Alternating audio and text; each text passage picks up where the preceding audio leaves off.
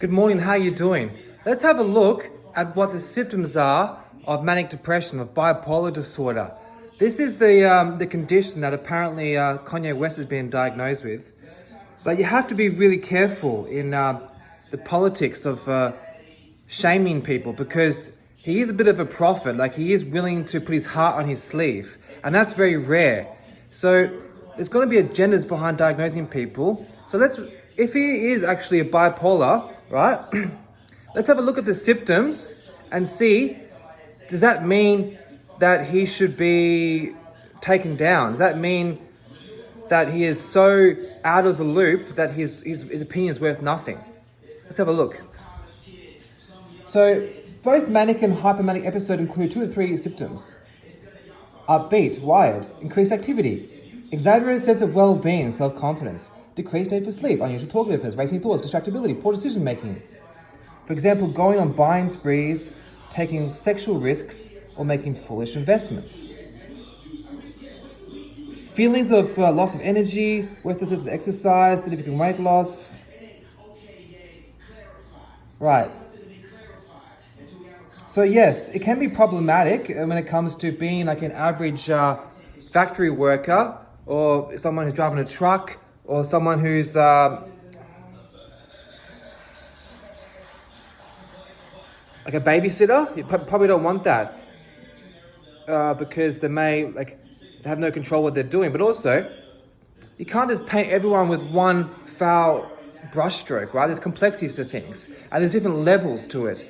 And if you have a look around, everyone has something. Like, if you watch someone for 10 hours a day, you got to find something that's really unusual about them.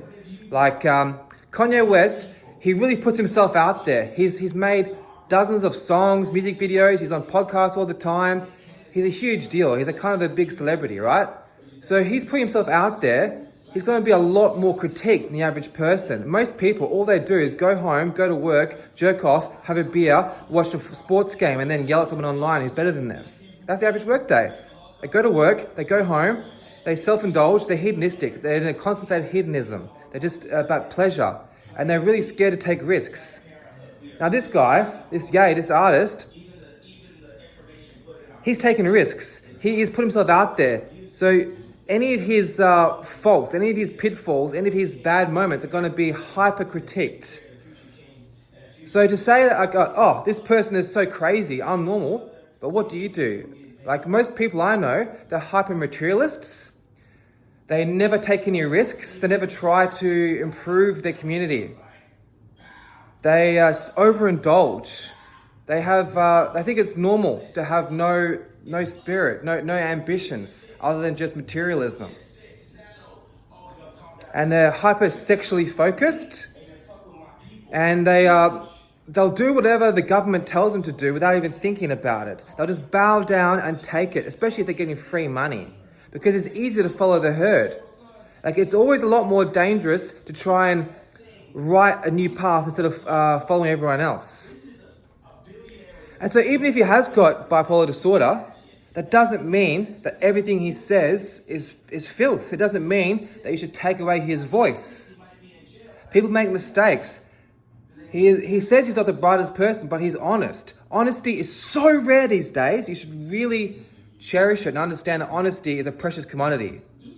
Even the fact that he talks about water being a very important resource, and his father's dedicated his life to water purification system, like that's a pretty cool thing. Like, he comes from pretty good genetics.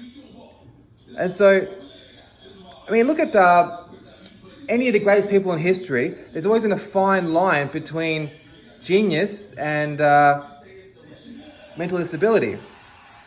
But think about it. The people who are the most ordinary, people who just shut up all the time, just they're accountants, they do their job, they get drunk on Fridays, they do the right thing, they pay off their car, they get the shitty girlfriend, treats them like shit, that they watch the sports, they kick the ball from one side to the other, kicks it back over this side, he kicks the ball over that side. Yeah, fucking that's huge, bro. You can learn about the history of the world. All you care about is fucking kicking the ball from side to side. Big whoop. I'll put some gambling money on there. Do you want to invest in any new businesses? Do you want to invest in solar energy? Do you want to invest in